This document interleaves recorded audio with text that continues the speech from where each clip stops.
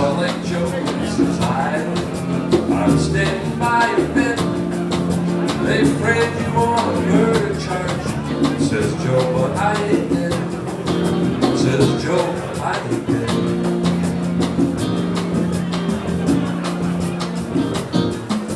The copper bosses killed Joe. They shot you, Joe says I am dead. It takes more than guns to kill a man. Says Joe, I didn't die. Says Joe, I didn't die.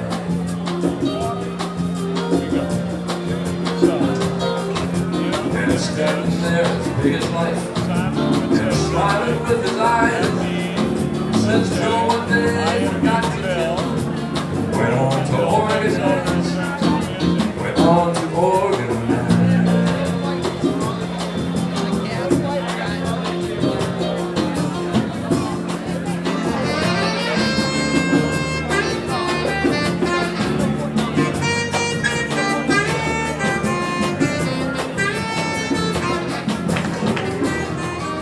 It is my pleasure and honor to be with you tonight. Southeastern Michigan Jobs with Justice feels a great sense of pride in being able to play a role in bringing our brothers from Chicago who have served as such a tremendous inspiration to us all. I see we're walking down the same street. Would you take my hand? Divided we fall, together we stand. I think we're. This is the International Brotherhood of Electrical Workers Hall, Local 58, and we are very proud and happy to have this gathering here tonight with these guests, not only from Chicago, but also from 1937 and Flint. Standing next to me is Sandra Williams. I'm the first woman president of this local union, but Sandra is the first woman president of the Metro AFL-CIO. Sisters and brothers, we have come to a place in this economy where it is between the haves and the have-nots. The middle class is shrinking. Unions built that middle class. Don't let anybody take it away from us. Don't let anybody say that union workers make too much money. It is CEOs and corporations that make too much money. Workers need to have the opportunity to bargain their way into the middle class, not beg or borrow their way into the middle class. And the Employee Free Choice Act will provide that opportunity. It is our best chance.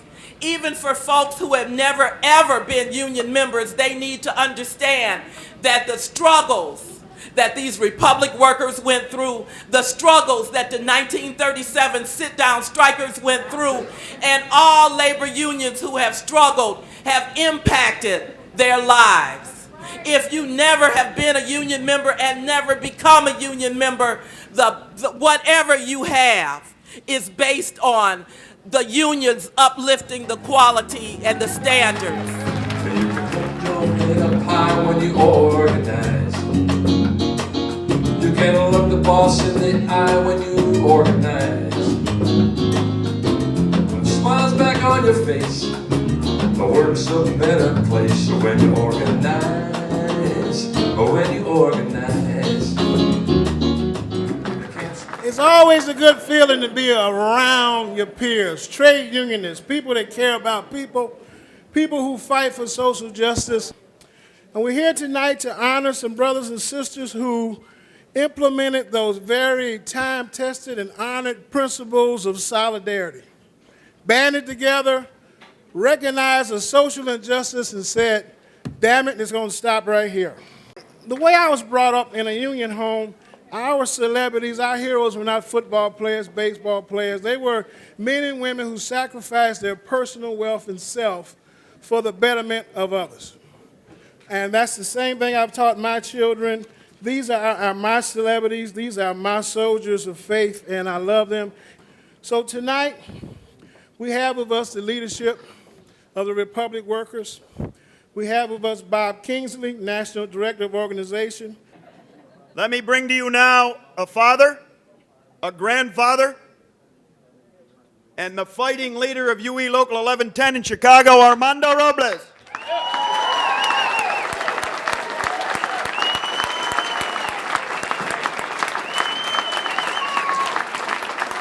Thank you, brothers and sisters. Thank you.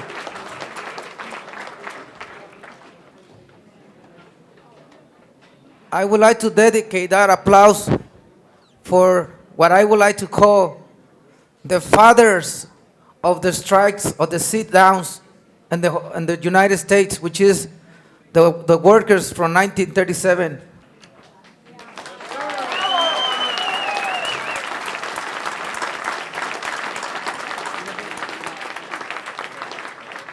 I would like to start saying like my local don't have nothing different than the other locals. It's the same like every locals around the world. We fight each other to practice against with the company. We fight for years and years against the company. So it's not a first struggle we have against the company.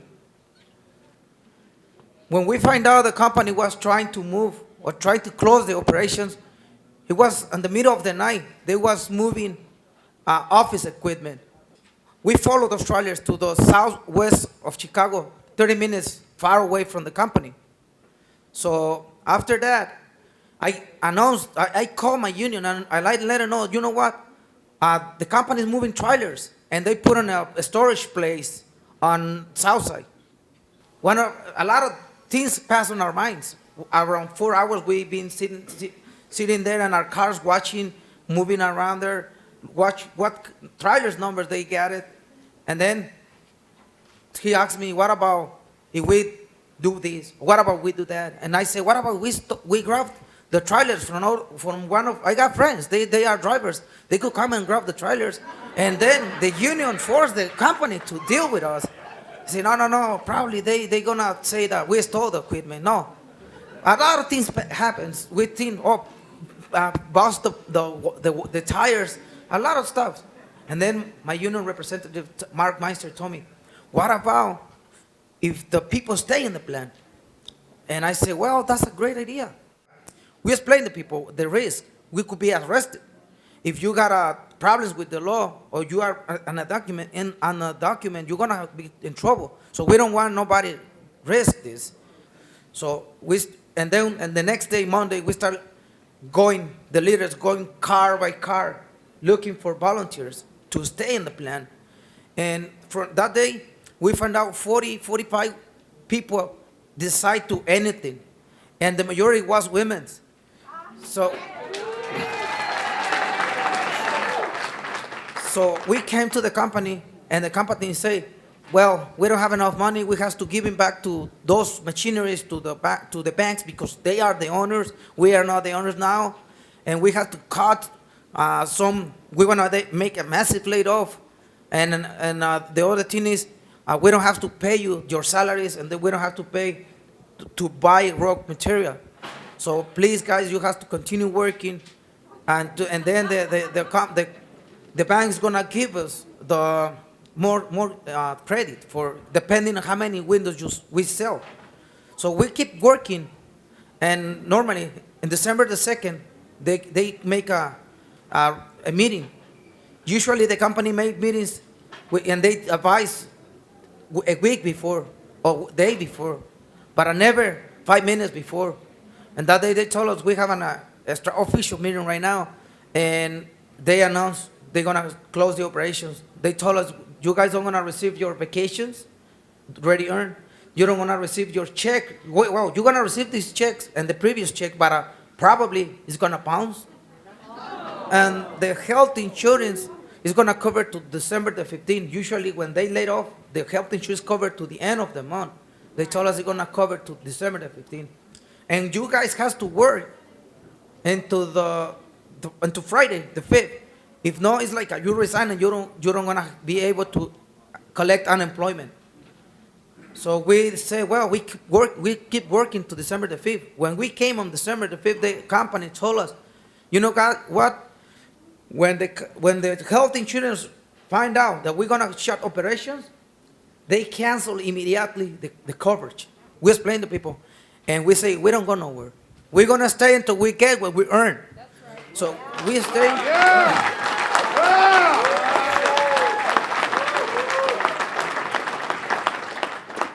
We stay on the plan, and we set up a meeting with the company at 5 o'clock in the afternoon. We go to the bank. The owner of the company, he don't show that day. We come back to the plan and we explain to the workers.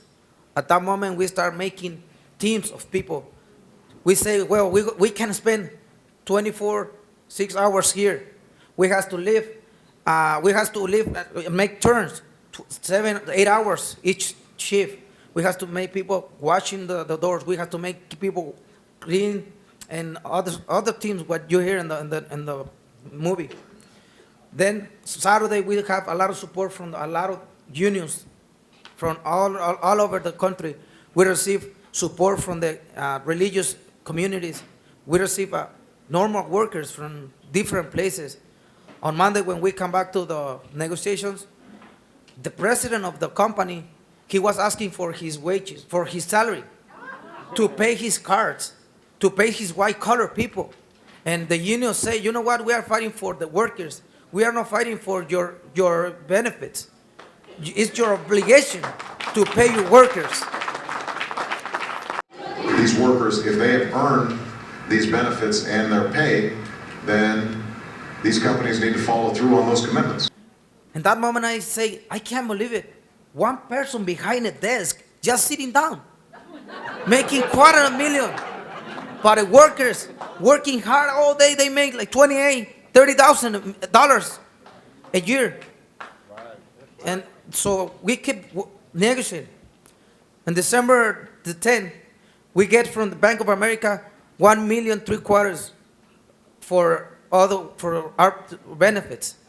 Since the 10th till today, we don't stop working day by day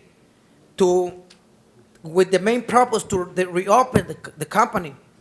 And we stay negotiate, and we are fighting for our rights, and we stay consistently fight with this. We almost have the ability to reopen the plant. We have a good and a buyer from California, and we are negotiating with that. And the purpose of this tour is to bring to all workers and let them know we don't have to sit down just waiting the government or the other people make our job. We have to make the job, and we have to force the government. We have to force to create laws to help the workers as a free choice act for our rights, for our dignity, and for all workers around the world, and for our family. Thank you.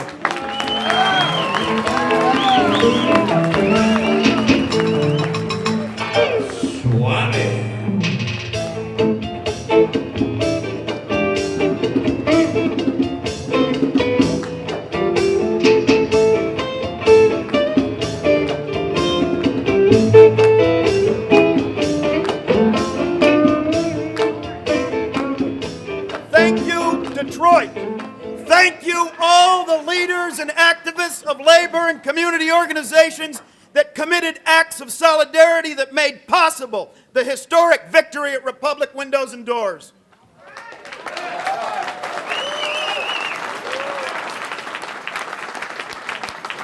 We're organizers. We know that win is not possible. That fight is not won if there are not thousands of protesters in the streets of Chicago clogging the streets and blocking the traffic.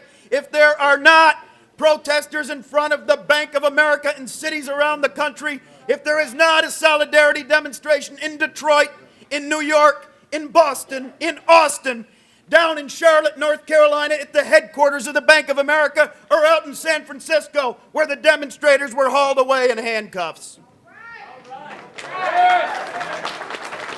Isn't it great great, brothers and sisters? Isn't it great to see our labor movement acting like a movement because we are so powerful when we do? Inside that factory where our members served food, donated food inside the plant cafeteria while groups of other workers patrolled the entrances and exits to protect against the possibility that the police would be coming in to haul us out. Inside, where members of our local stood up by sitting down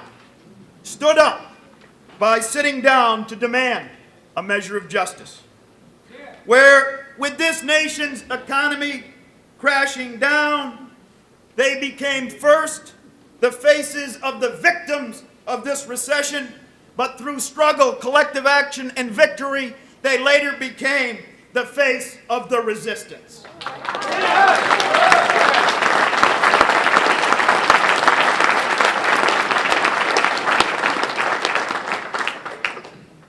With little left to lose, after the announcement of the plant closing, our members reached back into labor history for a fight-back plan used at the birth of our modern labor movement, most famously right here in the greater Detroit area by these brothers and sisters.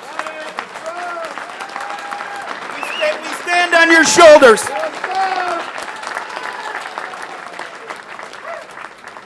We believe there's a couple of things to be taken from the struggle. One is that the combination of bold, aggressive action, union democracy, and labor solidarity is a winning combination, even in these difficult times. In fact, especially in these difficult times. This broken economy of ours cannot be fixed from the top down. We can't wait for somebody to do it for us. Real change, change that benefits ordinary Americans, America's working class, change that means a recovery not for bankers and CEOs and big bosses, but for people like us. That kind of change must be driven from the bottom, fueled by collective action and collective protest.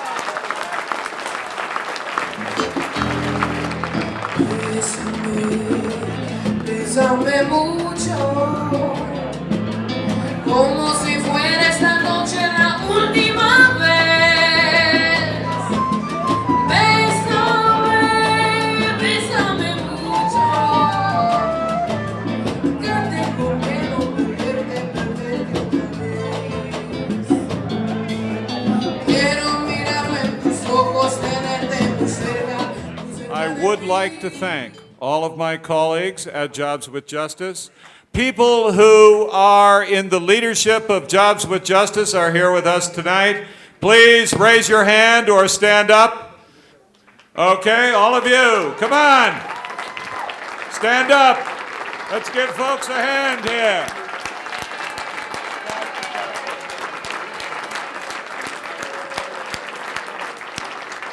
I'm the new kid. These are the people that built the organization. These are the people worthy of tremendous respect.